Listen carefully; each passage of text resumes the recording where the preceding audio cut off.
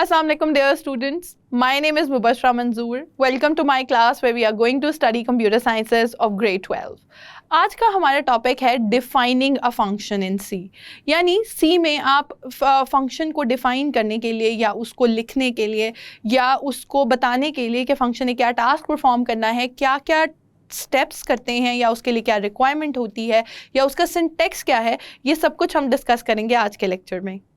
So students, जैसे कि मैंने आपसे कहा था कि इस लेक्चर में we will focus on that how to make a function in C, यानी कि सी में जो फंक्शन क्रिएट करना है उसके क्या क्या स्टेप्स हैं या उसके लिए क्या क्या रिक्वायरमेंट्स हैं। Obviously these functions are going to be user defined functions, क्योंकि हम पहले से ही डिस्कस कर चुके हैं कि क्या डिफरेंस है यूज़र डिफाइंड फंक्शन में और बिल्ट इन फंक्शन में किसी भी लैंग्वेज में। जब हम फंक्शंस की बात करते हैं, ऐसे फंक्शंस बीइंग यूज़र या बीइंग डेवलपर आप क्रिएट कर रहे हैं या बीइंग यूज़र आप यूज़ कर रहे हैं, तो obviously if you are a creator of that function you need to understand a few things about those functions. उसकी जो सिंटेक्स है उसके बारे में भी आपको अंडरस्टैंडिंग होना ज़रूरी है। सो लेट्स सी के क्या क्या ऐसी चीज़ें हैं जो कि एसेंशियल हैं, जो रिक्वायर्ड हैं to make a function. First thing that we see is basically the header of the function. Second is that you have function body, and third is the expression which is return expression. इसका मतलब है essentially ये तीनों चीज़ें complete होंगी तो आपका function create होगा या फंक्शन जो है वो प्रॉपरली काम करेगा अगर आपने उसे क्रिएट कर दिया है तो। जब हम बात करते हैं हेडर की, तो एज द नेम सजेस्ट, जो आपका header है that is used to identify the function or to actually recognize the function. उससे भी पहले हम ये देखते हैं कि जो syntax है function का वो कैसा होता है। So whenever you are making a function, it will look more or less like that. You will have the return type, you will have the name of the function, you will have the parameter inside the parentheses. उसके बाद अगर आप देखें तो enclosed in the brackets is the body of the function, या उसके अंदर statement या कंपाउंड स्टेटमेंट होंगी जो कि एग्जीक्यूटेबल हैं। उसके एंड पे अगर आप देखें, उन्हीं एग्जीक्यूटेबल इंस्ट्रक्शन के एंड पे एक रिटर्न एक्सप्रेशन लिखा हुआ है। तो इसका मतलब ये है कि आपका जो सिंटेक्स होगा फंक्शन क्रिएट करने का, it will look pretty much like that. उसके अंदर फिर आप बहुत सारी वेरिएशंस कर सकते हैं, उनको हम वन बाय वन डिस्कस कर लेते हैं। Header of the function. So when we talk about header of the function, it is used to identify the function. यानी जिस तरह से हम कहते हैं कि हमारा नाम is our identification, that is how the header of the function, the first line of the function that we create is the identification of the function. तो हम देखते हैं कि header को हम किस तरह से लिखते हैं। जब हम header define करते हैं, that's essentially the first line of the function. It contains further three parts. First is the return type, second the name of the function that you assign eventually, and then there are parameters that are optional, that are not necessary to give, but the bracket is supposed to be there. तो इसका मतलब ये हुआ कि हमारे पास further तीन चीज़ें हैं। When we talk about header, you have to give the return type of the function, you have to give the name to the function, and you have to define the parameters of the function जो कि उसे essentially required होंगे। सो अगर आप देखें तो ये तीनों चीज़ें एक ही लाइन में डिफाइंड हैं, एक ही लाइन में जो है वो सिंटेक्स वाइज मेंशन हुई हुई हैं। रिटर्न टाइप जो है वो डेटा टाइप, कोई भी वैलिड डेटा टाइप हो सकती है जो कि आपका फंक्शन उस टाइप की वैल्यू जो है वो रिटर्न करेगा।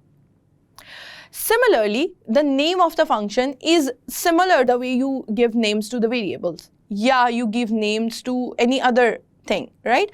इसका मतलब ये है कि नाम जो है वो आप फंक्शन का चूज़ कर सकते हैं, वो वाले फंक्शंस जो यूज़र डिफाइंड फंक्शंस हैं। जिस तरह से हम प्रिंट एफ की बात करते हैं, तो प्रिंट एफ एक बिल्ट इन फंक्शन है। जब क्रिएटर ने या डेवलपर ने उसको क्रिएट किया तो उसने उसका नाम प्रिंट एफ ही सिलेक्ट किया। That is why when we use it, we use print f as it is. Similarly in C++, C out का वर्ड इज़ यूज्ड। ठीक है।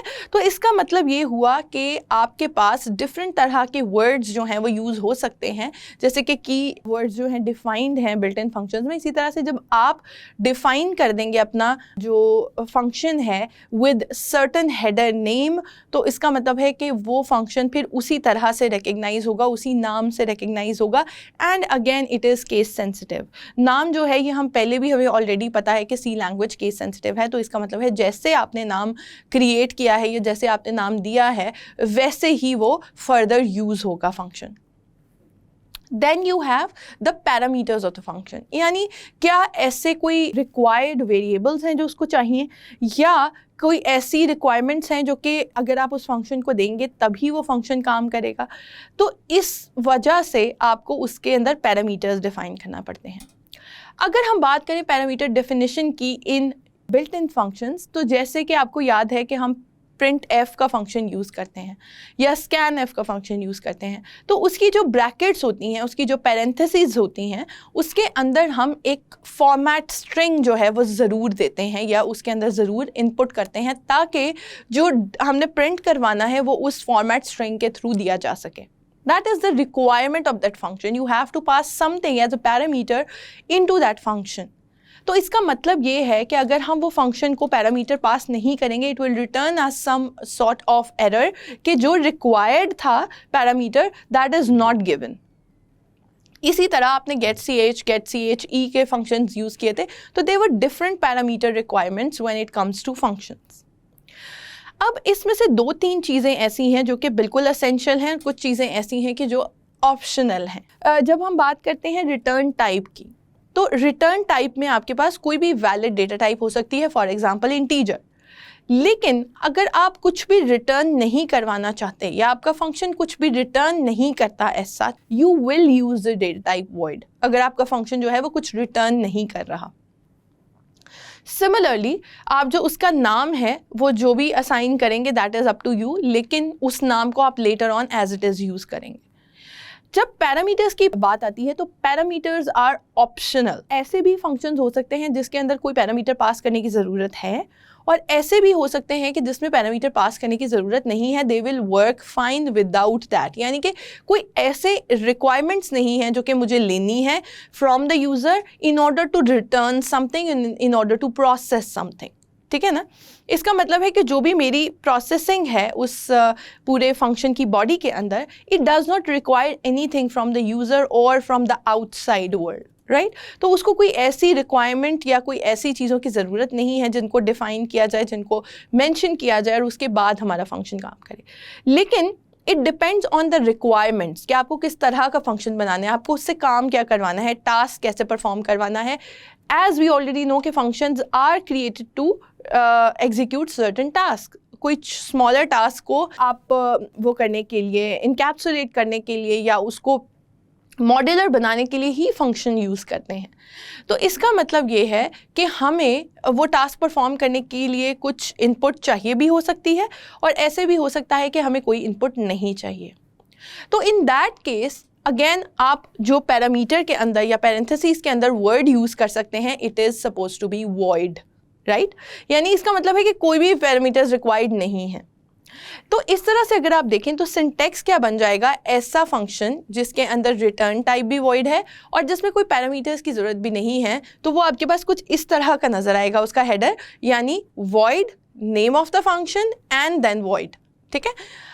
अब एक और यहाँ पे पॉइंट ये है कि जो वॉइड है inside the parenthesis, this is optional. ये आपके पास ज़रूरी नहीं है कि आप उसके अंदर वॉइड जो है वो फिल इन करें, जबकि पैरामीटर्स की ज़रूरत नहीं है या पैरामीटर्स जो हैं वो रिक्वायर्ड नहीं है। इसका मतलब ये हुआ कि अगर मेरे पास कोई पैरामीटर्स नहीं पास करने तो मैं उसको वॉइड भी दे सकती हूँ इंस्टेड ऑफ पैरामीटर्स, या फिर मैं उनको एम्प्टी ब्रैकेट्स के तौर पे छोड़ सकती हूँ। अगर आप रिकॉल करें तो बहुत दफ़ा आपकी बुक की ही एग्जांपल्स में ये यूज़ होता है वॉइड मेन वॉइड, और आपने बहुत दफ़ा देखा होगा कि जब मैं अपनी एग्जांपल्स लिखती हूँ तो मैं अक्सर वॉइड नहीं लिखती मेन के अंदर, बिकॉज दैट मीन्स कि आपका जो सिंपल फंक्शन है उसके अंदर कुछ भी पैरामीटर की ज़रूरत नहीं है।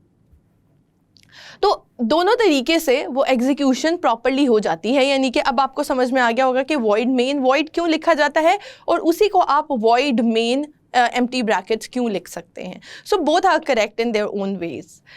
इसी तरह आप लोगों ने जो एक मेजर फंक्शन यूज़ किया है, जो कि अब तक हर एग्जाम्पल और हर कोडिंग लेसन के अंदर हम बनाते रहे हैं या क्रिएट करते रहे हैं, that is the main function, right.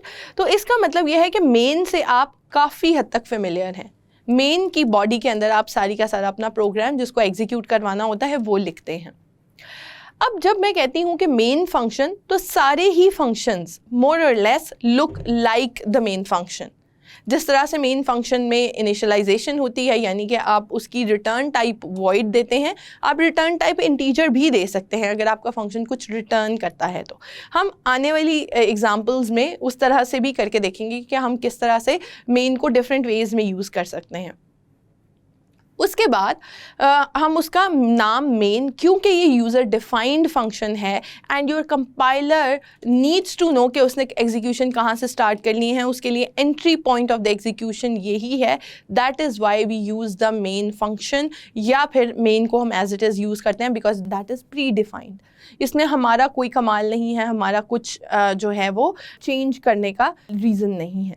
लेकिन उसी के अंदर ऐसे भी हो सकता है कि आपको कोई रिटर्न चीज़ चाहिए होती, लेकिन जब डिफ़ाइन किया गया फंक्शन तो उसमें कुछ भी रिटर्न नहीं करवाना था. दैट इज़ वाई यू से वॉइड, यानी कि आप कहते हैं कि कुछ भी रिटर्न नहीं करना, तो या तो मैं उसके पैरेंथेसिस के अंदर या उसके पैरामीटर के तौर पे मैं वॉइड वैल्यू दे सकती हूँ, या फिर मैं कह सकती हूँ कि it will remain empty. So I hope वो बात भी आपको अब क्लियर हो गई होगी. हमने अब सारा कुछ देख लिया कि जो हेडर है, हेडर ऑफ द फंक्शन, उसके अंदर क्या क्या चीज़ें होती हैं. Now let's come to the discussion where we talk about the body of the function. अगर आप मेन की बात करें तो everything that you write, from defining variable, from declaration, from execution of the program और इंस्ट्रक्शंस, सब कुछ हम मेन की बॉडी के अंदर लिखते हैं, या मेन की स्टार्टिंग और एंडिंग ब्रैकेट, और वी कॉल देम डेलीमीटर्स, उनके अंदर हम सारी की सारी एग्जीक्यूटेबल इंस्ट्रक्शंस को डिफाइन करते हैं. तभी हमारा प्रोग्राम पूरा का पूरा रन होता है और वो इंस्ट्रक्शंस जो हैं एग्जीक्यूट होती हैं. We already establish the fact कि अगर हम एग्जीक्यूटेबल इंस्ट्रक्शंस को आफ्टर मेन लिख दें, या मेन का जो ब्रैकेट है वो क्लोज होने के बाद लिख दें, तो वो एग्जीक्यूट नहीं होंगी, because the function that is suppose to be responsible for the execution is main. इसका मतलब ये है कि आपका जो कंपाइलर है, जो प्रोसेसर है, उसने उतने ही पोर्शन को एग्जीक्यूट करना है जितना मेन के अंदर लिखा हुआ है. तो अगर आप कुछ ऐसी इंस्ट्रक्शंस लिख देंगे जो कि मेन के आउटसाइड हैं, इसका मतलब है कि चाहे वो इंस्ट्रक्शंस वैलिड हों, लेकिन वो प्रोसेस नहीं होंगी या वो एग्जीक्यूट नहीं होंगी. जब हम बात करते हैं मेन ही फंक्शन की, तो इसी तरह से हम यूज़र डिफाइंड फंक्शन भी बना सकते हैं. जैसे कि हमने पहले बात की कि हम उसके कुछ हेडर बना लेंगे, उसके बाद जो उसकी बॉडी है वो कर्ली ब्रैकेट से ही एनक्लोज होती है, या कर्ली ब्रैकेट से ही हम उसको ओपन और क्लोज करते हैं.